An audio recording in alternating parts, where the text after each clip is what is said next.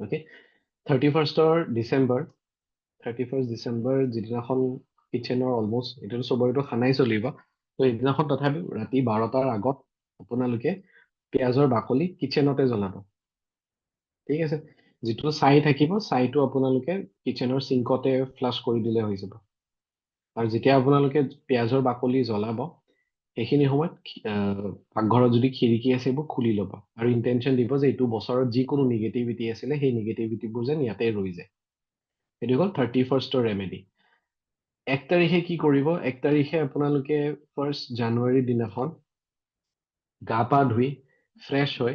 left হেণ্ডত ডালচেনিৰ গুৰি ল'ব ঠিক আছে ডালচেনিৰ গুৰি লোৱাৰ পিছত আপোনালোকে ৰাইট হেণ্ডেৰে কাভাৰ কৰিব প্ৰে কৰিব যে এই বছৰটোত এই মাহত বা গোটেই 12টা মাহত যেন মোৰ ঘৰত এবাণ্ডেঞ্চ আহে হেপিনেছ আহে যি যি পজিটিভ এফাৰ্মেশ্যন দিব আছে এফাৰ্মেশ্যনবোৰ দিব আৰু ঘৰৰ ভিতৰতেও ফু কৰি দিব লেফ্ট হেণ্ডত অকণমান ডালচেনি ৰৈ যাব সেয়া মূৰৰ ওপৰতে হাতখন জোকাৰি দিলে হৈ গ'ল ঠিক আছে এই দুটা ৰেমেডি আপোনালোকে প্ৰত্যেক মাহৰে লাষ্টত আৰু প্ৰত্যেক মাহৰ ফাৰ্ষ্টত মানে পিঁয়াজৰ বাকলি জ্বলোৱা মাহৰ লাষ্টত আৰু বছৰৰ মাহৰ ফাৰ্ষ্টত আপোনালোকে ডালচেনিৰ গুৰি এই ৰেমেডিটো কৰিব পাৰে ঠিক আছে 1 তাৰিখে আৰু কি ৰেমেডি কি কৰিব পাৰে গুগলত আপোনালোকে চাৰ্চ কৰিব এবাণ্ডেঞ্চ চেক চাৰ্চ কৰিলে আপোনালোকে গুগলত এনেকুৱা ইয়াৰে ইমেজ এটা পাব যিখন স্ক্ৰীণত দেখিছে সেইখন আপোনালোকে কালাৰিং প্ৰিণ্ট আউট কৰিব পাৰে বা আগতে প্ৰিণ্ট আউট কৰিলেও হৈ যাব কথা নাই ঠিক আছে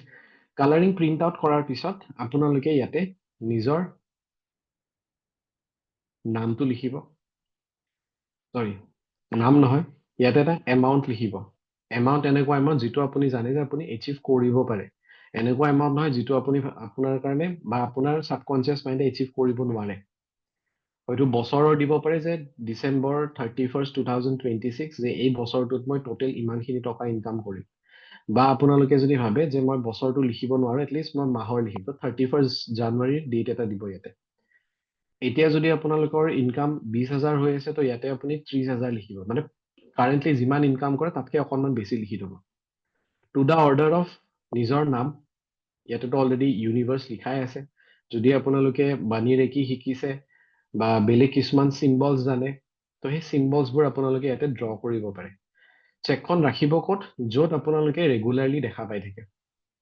বিচনাৰ ওচৰত হৈ গ'ল য'ত আপোনাৰ আলমিৰা আছে বা আপোনাৰ কিবা এখন টেবুল আছে য'ত আপুনি মেক্সিমাম সময় কটায় তাত আপোনালোকে চেকখন থৈ দিব পাৰে ঠিক আছে কিন্তু কালাৰিং প্ৰিণ্ট আউট কৰিব আৰু থৈ দিব বিশ্বাসত কৰিব 1 তাৰিখে যাতে আপোনালোকে নিজৰ কিছুমান গ'ল লিখে যে 26ত কি কি এচিভ কৰিব বিচাৰিছে কি গ'ল আছে কি মেনিফেষ্ট কৰিব বিচাৰিছে সেই এখন নতুন ডায়েৰীত লিখি ল'ব আৰু অহা বছৰ যেতিয়া আমি আকৌ লগ পাম 31st ডিচেম্বৰৰ আগত তো তেতিয়া যাতে আপোনালোকে ফিডবেক শ্বেয়াৰ কৰিব পাৰে যে এইখিনি ৰেমেডি কৰাৰ পিছত আপোনালোকে কি চেঞ্জেছ পালে লাইফত খালি পজিটিভ থাকিব লাগিব কষ্টটো কৰিব লাগিব নিজৰ এফৰ্ট দিবই লাগিব এনেকুৱা নহয় যে এইবোৰ কৰাৰ পিছত মই একোৱে নকৰো শুই থাকিম অকল ৰেমেডিৰ ওপৰত এৰি দিম তেনেকুৱা নহয় ঠিক আছে বাকী কৰ্চতটো লগে পাম যিসকল কৰ্চত আহিব তেওঁলোকক স্পেচিয়েলি